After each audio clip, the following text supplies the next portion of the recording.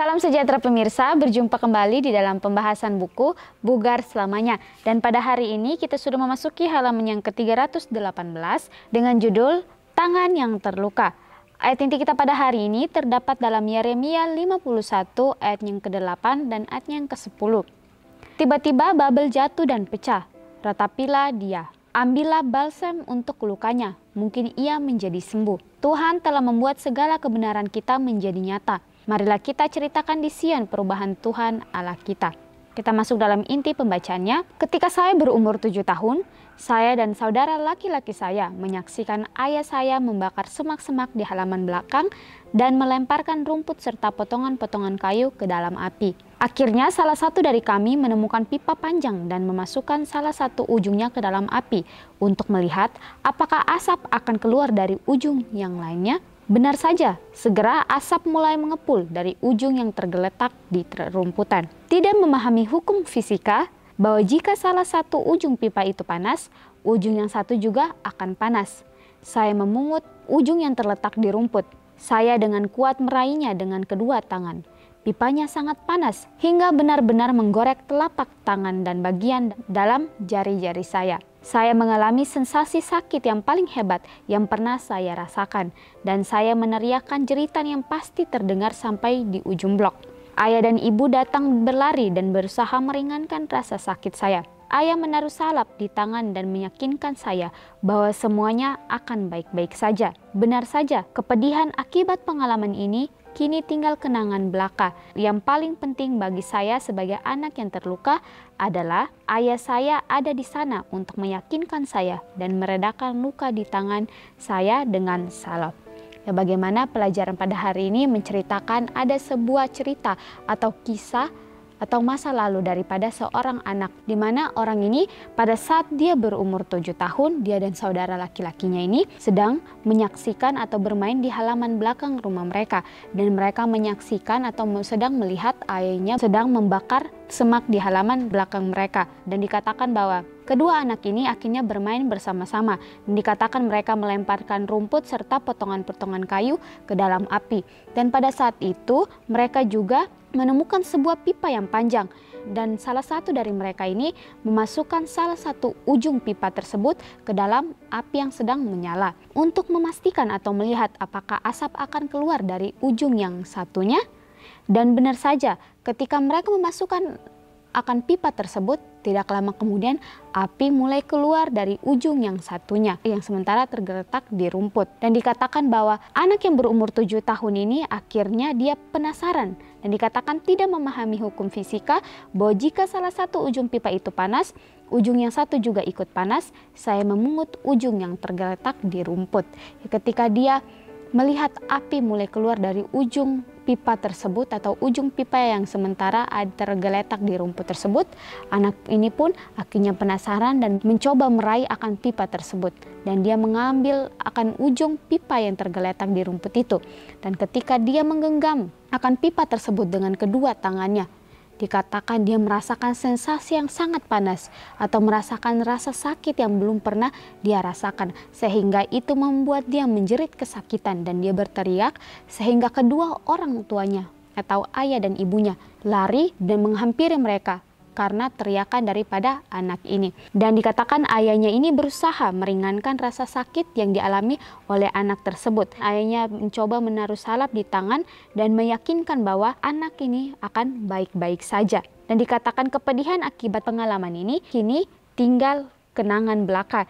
Yang penting bagi saya sebagai anak yang terluka adalah ayah saya ada di sana untuk meyakinkan saya dan meredakan luka di tangan saya dengan salep. Ya, sangat luar biasa ketika anak ini merasakan sakit yang sangat luar biasa. Disitulah ayahnya datang dan juga ibunya datang. Ayahnya berusaha untuk meyakinkan dia bahwa dia baik-baik saja, dan ayahnya berusaha untuk mencoba meredakan akan rasa sakit yang dialami oleh anak ini. Ya, walaupun rasa sakit itu menjadi suatu kenangan, bahkan menjadi suatu bekas luka di tangan atau di dalam telapak tangan anak ini. Tapi bagaimana dia juga mempunyai kenangan bahwa dia tahu dia baik-baik saja pada saat itu karena dia mempunyai kedua orang tua. Dia mempunyai ayah yang ada bersama-sama dia untuk meyakinkan dia bahwa dia akan baik-baik saja dan meredakan akan rasa sakit yang pada saat itu dia alami. Dan dilanjutkan di sini bahwa rasa sakit adalah kenyataan yang selalu ada di planet ini. Seperti bayangan kita, ia mengikuti kita kemanapun kita pergi.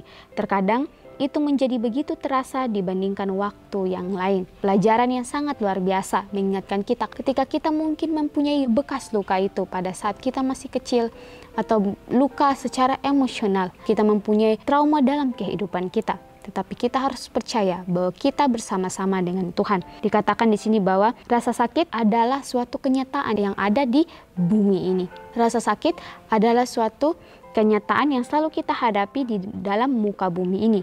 Bahkan dikatakan seiring bertambahnya usia, kita menemukan jenis rasa sakit yang baru yang jauh lebih dalam daripada rasa sakit yang kita alami pada permukaan kulit yang menembus jiwa kita yang terdalam dan meramas hati kita. Seperti perceraian, kematian, rasisme, pelecehan, kehilangan pekerjaan, dan penyakit. Semuanya menyerang inti dari optimisme manusia dan menantang kita untuk menemukan kegembiraan di tengah-tengah kehadiran semuanya itu. Sangat luar biasa. Pelajaran ini mengingatkan kita bahwa kita semua umat manusia mempunyai rasa sakit itu. Kita mempunyai masa lalu yang membuat kita harus mempunyai bekas luka yang ada di dalam hidup kita masing-masing. Seiring kita bertambah usia, kita mempunyai jenis bekas luka yang lain. Mungkin kita pernah merasakan akan perceraian, kematian, rasisme, bahkan pelecehan, kehilangan pekerjaan, dan penyakit. Semuanya menyerang kita. Tetapi bagaimana? Biarlah dengan setiap luka yang pernah kita alami, dengan setiap ujian-ujian hidup yang pernah kita hadapi, biarlah itu menjadi bekas luka yang membuat kita menjadi orang-orang yang tumbuh menjadi orang-orang yang lebih hebat dan lebih kuat untuk menghadapi semuanya. Kita tahu bahwa banyak ujian yang kita hadapi sampai hari ini. Kita merasakan akan kesakitan, kita merasakan kehilangan pekerjaan, kehilangan keluarga kita, bahkan setiap orang di sekitar kita. Tetapi bagaimana kita percaya bahwa kita tidak akan pernah berjalan sendiri. Kita akan selalu bersama-sama dengan Tuhan. Sama seperti cerita daripada anak yang berusia 7 tahun ini. Ketika dia merasakan sakit dan ketika dia berteriak, ayahnya datang untuk menolong dia. Disitulah dia menaruh kepercayaan kepada ayahnya bahwa ketika ayahnya bersama-sama dengan dia akan baik-baik saja. Dan ketika ayahnya bersama-sama dengan dia percaya bahwa rasa sakit itu akan diringankan oleh ayahnya. Ini juga sama seperti hubungan kita dengan Bapa kita di surga. Ketika kita pernah mengalami yang namanya kekecewaan dalam kehidupan kita, kita pernah mempunyai bekas-bekas luka secara emosional mengingatkan kita akan masa lalu kita. Tapi percayalah bahwa Tuhan selalu bersama-sama dengan kita. Tuhan mengizinkan semuanya terjadi karena Tuhan tahu bahwa kita orang yang paling mampu untuk menghadapi semuanya. Tuhan mendidik kita menjadi pribadi yang lebih kuat, menjadi orang yang lebih kuat untuk menghadapi semua ujian yang terjadi di dalam kehidupan kita. Ketika Tuhan memilih kita untuk melewati semuanya, Tuhan tahu bahwa kita adalah orang-orang yang hebat. Kita sanggup untuk menghadapi semuanya. Walaupun kita menghadapi semuanya dengan penuh tangisan, penuh kekecewaan, jatuh bangun dalam kehidupan kita. Tetapi harus kita patut syukuri bahwa kita tidak memikul itu sendirian. Ada Tuhan yang menaruh balsam atau menaruh salap itu di dalam hidup kita. Sehingga kita bisa memikul itu, sehingga kita bisa melewati setiap ujian kita dengan penuh rasa syukur karena Tuhan selalu ada dengan kita.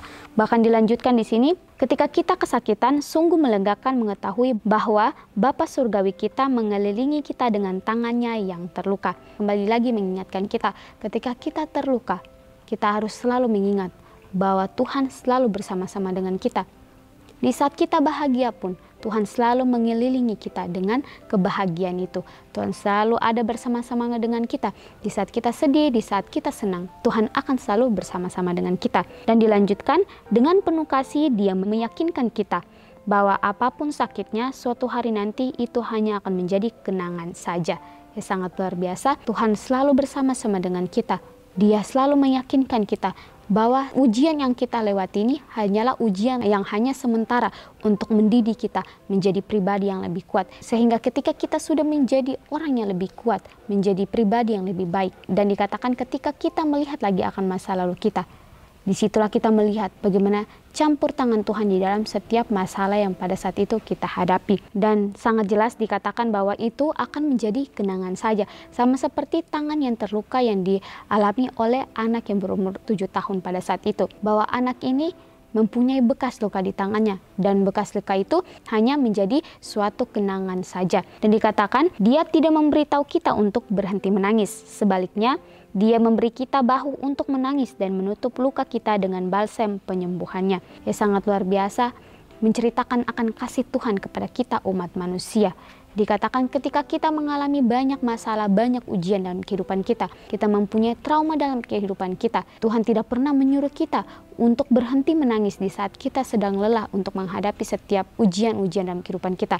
Sebaliknya, Tuhan memberikan bahunya, Tuhan memberikan pelukan itu kepada kita masing-masing. Tuhan memberikan bahu itu untuk kita bersandar, dapat kita menaruh setiap keluh kesah kita hanya kepada Tuhan. Karena ketika kita memberikan semuanya atau menaruh setiap beban kehidupan kita kepada Tuhan, disitulah kita akan menikmati kelegaan dan kita akan mendapatkan kebahagiaan bahkan kedamaian yang sesungguhnya daripada Tuhan. Dan sebaliknya, ketika kita tidak pernah menturut sertakan Tuhan di dalam kehidupan kita, ketika kita mempunyai banyak masalah dalam kehidupan kita, kita akan menjadi orang-orang yang bingung sehingga kita bingung bagaimana cara untuk menghadapi semua masalah yang sementara kita hadapi.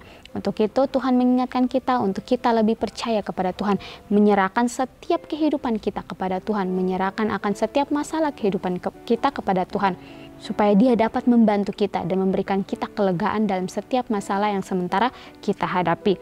Dan dilanjutkan di sini bahwa apakah ada sesuatu dalam hidup Anda yang menyebabkan Anda kesakitan? Biarkan Bapa Surgawi Anda menenangkannya dengan balsam penyembuhan. Pertanyaan pribadi lepas pribadi kepada kita semua. Apakah kita mempunyai trauma apa yang masih ada dalam kehidupan kita, atau bekas luka emosional apa yang masih ada di dalam diri kita sendiri? Untuk itu kita harus menyerahkan semuanya itu hanya kepada Tuhan saja. Tuhan akan menutupnya atau membalutnya dengan balsam penyembuhannya.